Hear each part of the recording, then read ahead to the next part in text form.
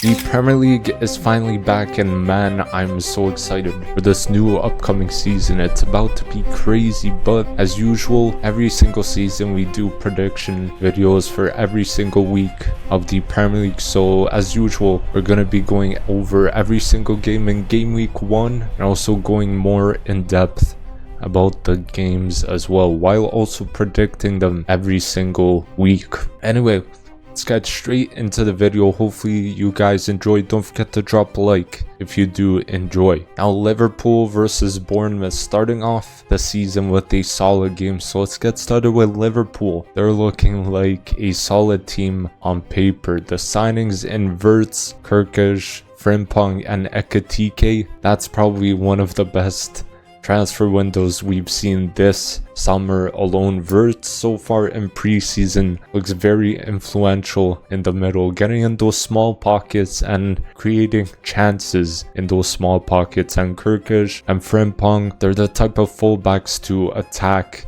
and defend very well. Honestly, they both have incredible pace on them, so could get forward and also could get back. Ekitike looks pretty solid so far, pretty agile for his height. He likes to drift onto the left hand side and kind of cut inside and shoot. That's probably his first goal for Liverpool. That's what he did. Drifted wide, got the ball, cut inside, shot, and yeah, it went in. Overall, Liverpool are playing some very clean football so far. But on to Bournemouth. They've been struggling in preseason, for being honest. This summer, they have lost some important players like Kirkish, Huijsen, and also Zabarni as well, which went to PSG. So it's super tough. That's basically their two main center backs gone, and this might be a little bit of a worse season for them, but let's see. I feel like Iraola might have something up his sleeve, but my prediction for this game is going to be a 2-1 win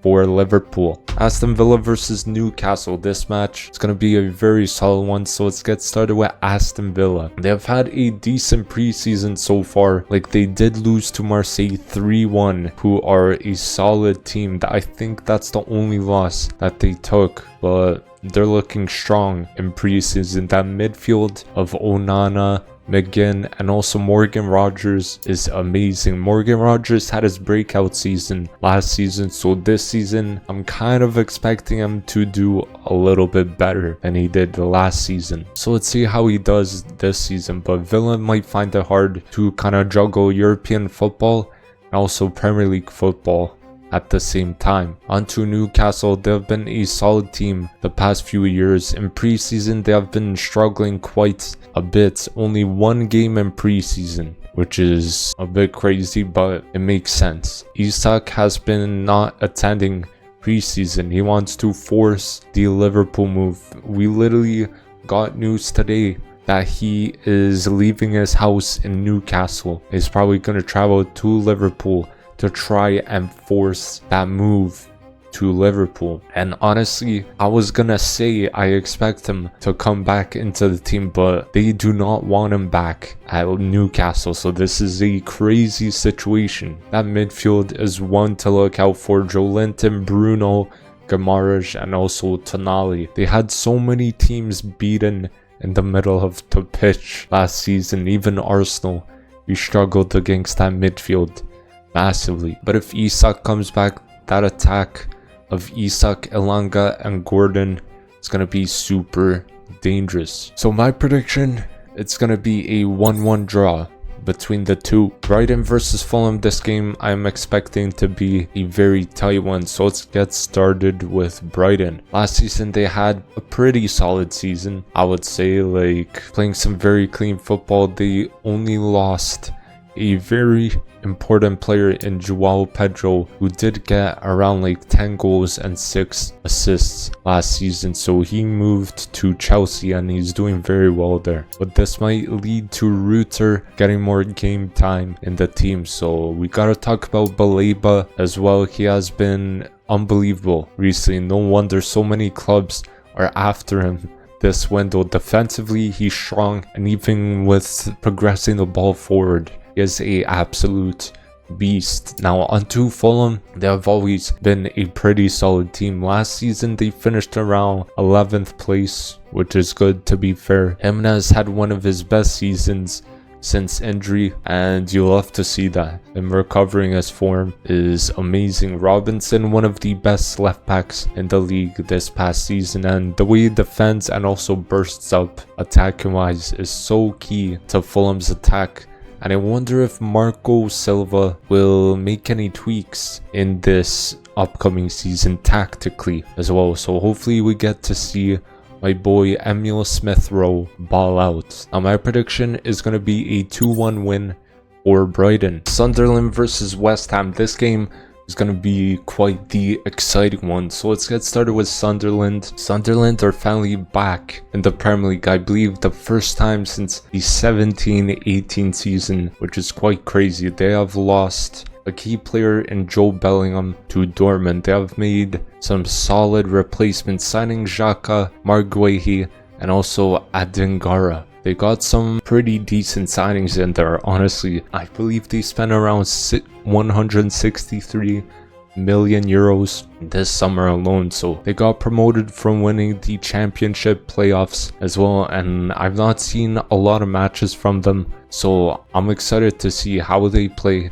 and how they come up against Premier League teams. On to West Ham. They've been alright nearly every single season. They've got some decent results in preseason as well, like winning 2-0 versus Bournemouth, winning 5-4 against Lille on penalties, and they have signed Callum Wilson, which is a striker who could get like 10 goals this season alone. We've seen him get goals at Newcastle, so I believe he will bring that to West Ham. I feel like we might see a different West Ham side as well, as Graham Potter is already like 1 year into the job, and as we know, he likes to play a little bit more of attacking football. But as usual, we'll see Bowen be a key player in this West Ham team. He always chips in with the assists and the goals when they are needed. But my prediction, it's going to be a surprise one. It's actually going to be a 2-1 win for Sunderland. Tottenham versus Burnley. This game is going to be, going one way,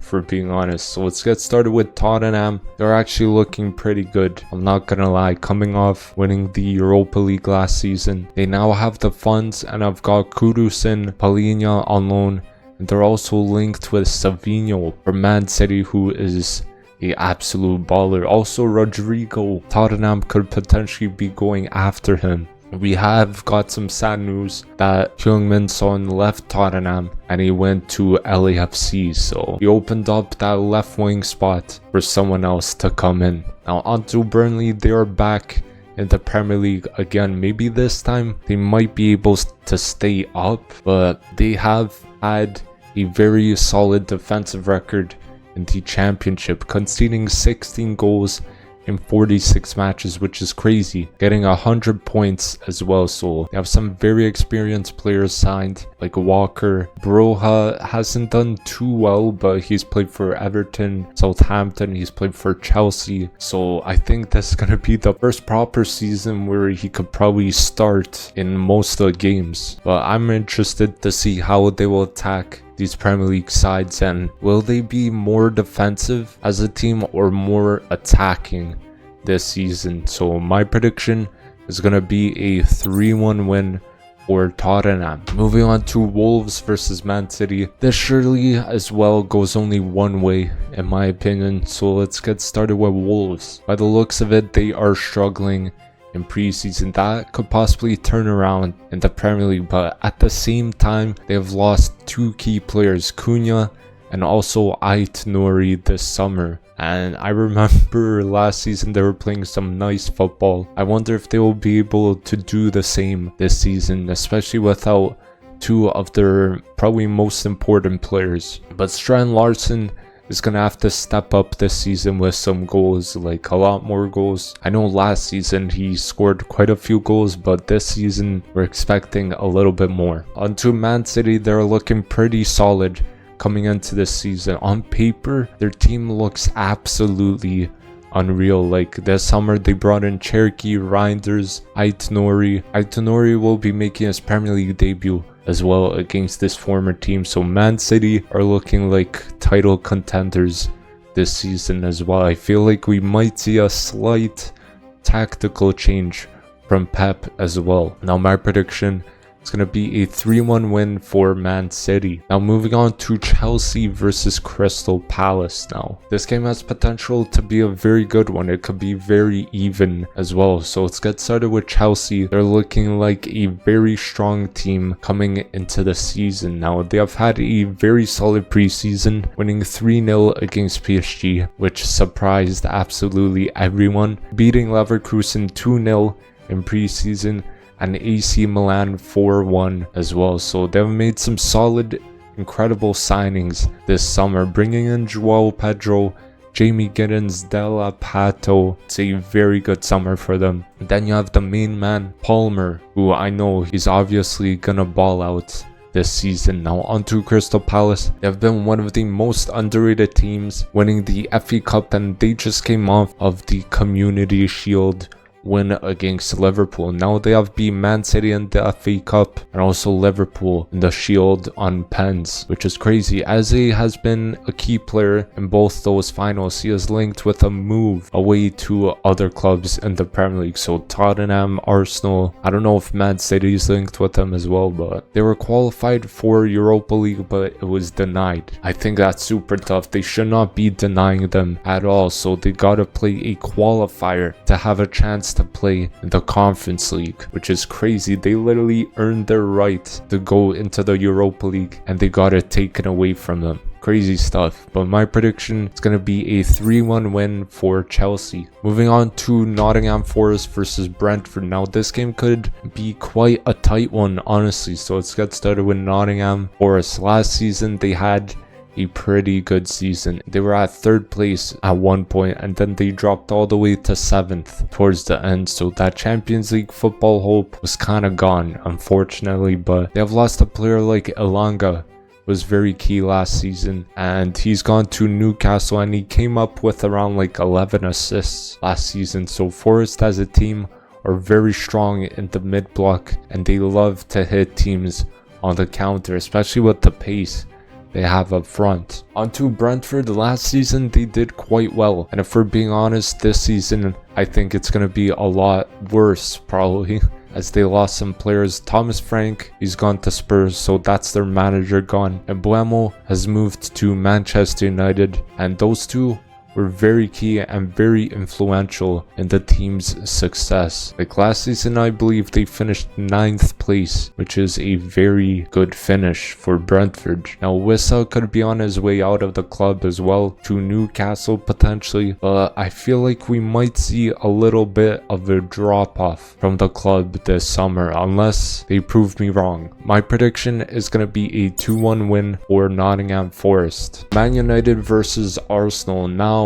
I think this is the biggest game this weekend, so let's get started with Manchester United. Last season was a very rough one for them, finishing 15th place. Also, they lost the Europa League final to Tottenham, which is crazy. I was literally rooting for Manchester United, but Tottenham finally won a trophy, and Amorim does have a plan coming into this season. We could see a little bit of his plan in the games in preseason. United, they're playing a lot better football already. We're seeing little 1-2s and stuff, little tiki-taka plays, and they've brought in Mbeumo and Cunha, who are solid players, especially considering Højlund is struggling to score. Mbeumo literally came off last season with 20 goals and Cunha came off with 15 goals, so that's two huge goal scorers coming into the Manchester United team, and I'm sure they're gonna make an impact. Hopefully not in this game though.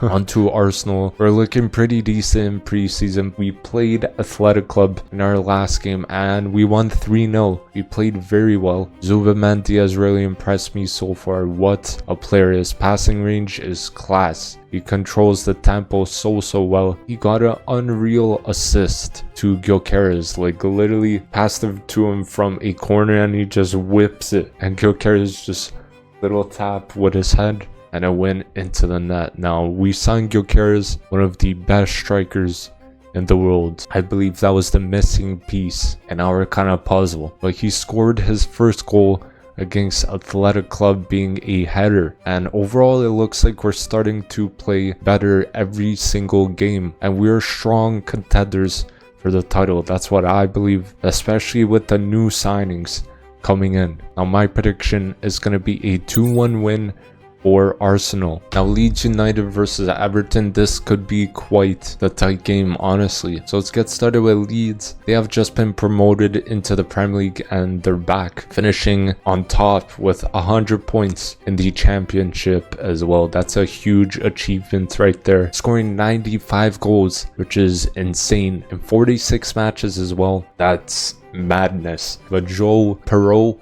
was a standout player for them, getting 19 goals and 7 assists. They have always been a team that could play a very kind of attractive attacking style of football. I respect it. It makes it way more entertaining to watch, but I'm interested to see how they will potentially tune up tactics or switch their style of play this season as they're in kind of a higher division of football, and we'll see how they do this season. On to Everton. Last season they did alright, if we're being honest, finishing in 13th place, which is not too bad, mainly due to David Moyes coming in and getting some results. Now they have signed Drewsbury Hall and also Grealish, and those two could really bring creativity into the midfield and into the team. They're very good at just carrying the ball with their feet, and I think that's what Everton really needed in that team. Now they could chip in with goals and assists as well, which is huge because Everton do need someone like that. They have also signed Tierno Berry, a young striker from Villarreal. He played 35 matches, scored 11 goals and 4 assists. So he will help out up front especially, but it may take time for him to adapt. He's like 22 years old, so quite young. Just give him a little bit more time to adapt, and I'm sure he'll go there and score some goals. Now my prediction is going to be a 2-1 win for Leeds United. Now thank you guys for watching. Hopefully you did enjoy the video. Don't forget to drop a like, comment down below all your predictions for these games as well. We are finally back with the predictions videos. It's great to be back. Don't forget to subscribe if you did enjoy the video. I will see you guys in the next video. Peace.